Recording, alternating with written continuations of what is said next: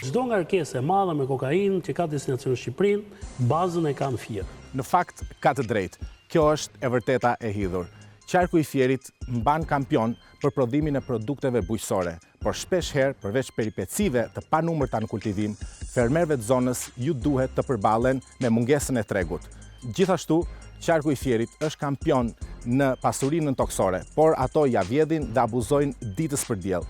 Bijt dhe bijat e këtij qarku kanë arritur majat më të larta në universitetet më në zë të Europës dhe të botës, por ky qytet nuk e ka ende një universitet të tij. Fieri ka një vijë bregdetare dhe një trashëgimni kulturore për t'u krenuar kudo në botë, por ajo sot është lënë në harres të plot. Edi Rama nuk çan kokë për këto. Ai ju ka dhënë zë një tufe kriminalësh, ordiner dhe delikuent në këtë qytet që të presin dhe të përcjellin të pashqetësuar sasitë më të mëdha të kokainës në Europë edhe në botë. Nëpërmjet tenderave, ai ju jep mundësinë t'i pastrojnë këto para, ku çuditërisht këta trafikantë tashmë të shndruar në biznesmen kanë gjithmonë ofertën më të mirë. Paratë e gjeneruara nga kjo skem kriminale shkojnë për të blerë vota, vende të sigurta në lista deputetësh, emëruar kryetar bashkie apo porositur vrasje me pagesë. Këta janë ata që drejtojnë jetën tonë sot në Fier. Këta janë modelet shoqëror që rilindja ka krijuar dhe servirur si të suksesshëm në 12 vite qeverisje. Kjo ndihet dhe shihet kudo sot në Fier. E ndjen një punojës administrate, ku drejtor ka një person të dënuar për trafik ndërkombëtar droge. E ndjen çdo qytetar ku sheh se ai banditi që morri me përdhun nga preri nënës fukaresh vajzën e mitur dhe detyroi të prostituonte rrugëve të Europës, sot është deputet. E ndjen sipërmarrësi i ndershëm që përveç se nuk fiton kurrë një punë publike të rëndësishme, një herë as me faturën e kthimit të TVSH-s, i vjen edhe gjoba nga banditët në fjalë, të cilët i kërcënojnë familjen. E ndjen çdo i ri dhe e re që kërkon një punë dhe i kërkohet të hyjë në një marrëdhënie të papërshtatshme ose të paguajë një rrushfet që shkon deri në 5.000 euro te drejtori bandit ose i emëruar nga një i tillë. Por më së shumti e ndjejnë nënat, sepse ato kujdesen drejt për drejt për edukimin e fëmijëve, kur shikojnë mos dëshirën e fëmijës së tyre për shkollën, për jetën dhe për të ardhmen.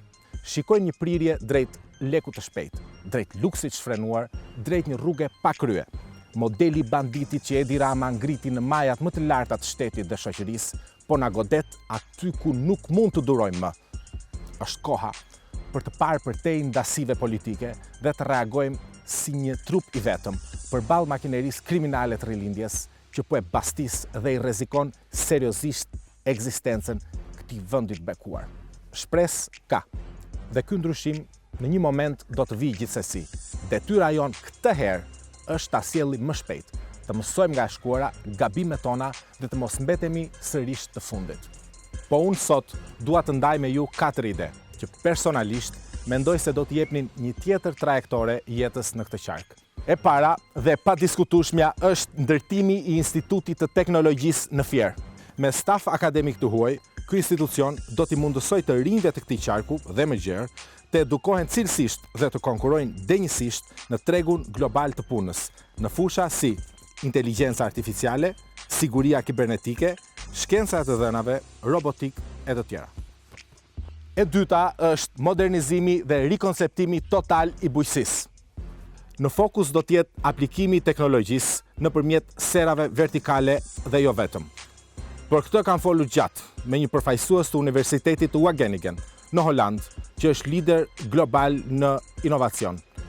Pra, shembull do të kemi Holandën. E treta është industria e naftës. Ecim mbi miliarda dollar pasuri dhe jemi ende populli më i varfër. Koncesionari Bankers po shfrytëzon në mënyrë abuzive nën tokën dhe në mënyrë çnjerëzore njerëzit mbi të, punojësit e tij shqiptar. Po sigurisht, këtu do të flasim më gjerë edhe për gjendjen e shtresës naftmbajtëse, gjendjen aktuale të naftëtarëve dhe problematika të tjera në fushën e patosmarinzës. E katërta, po kurse si nga rëndësia, është rehabilitimi total i gjithë vijës bregdetare. Mirëmbajtja e pyjeve, pastrimi me themel i gjithë territorit, ndërtimi i rrugë e cila do të shërbente si unaz dhe jo vetëm. Në këtë paket përfshihet gjithashtu rehabilitimi dhe një sistem funksional mirëmbajtje i të gjithë veprave të trashëgimisë kulturore, duke filluar nga Apolonia dhe duke vazhduar me çdo kishë e manastir dhe çdo monument kulture aktualisht të lënë në harres. Në ditët në vazhdim, unë do të ndaj me ju këto 4 ide në mënyrë më të detajuar, ku ju do të keni mundësinë të dëgjoni më tepër dhe më konkretisht për to nga ekspertë, vendas dhe të huaj me të cilët jam konsultuar. Ju mund më shkruani në rrjetet e mia sociale, të cilat janë të hapura, pa censur për çdo ide, pa drejtësi që ju është bërë nga ky regjim apo denoncim që mund të keni. Unë jam Fation Semanjaku. Nga këtu, kuptohet, dhe prej 13 vitesh jetoj në Shtetet e Bashkuara, ku jam sipërmarrës dhe njëkohësisht kam studiuar për administrim publik me fokus inteligjencën artificiale në Universitetin e Harvardit. Jam kthyer për të dhënë kontributin tim modest. Jam antar i Partisë Demokratike dhe në këto zgjedhje jam angazhuar në qarkun e Fierit, në shtëpinë time.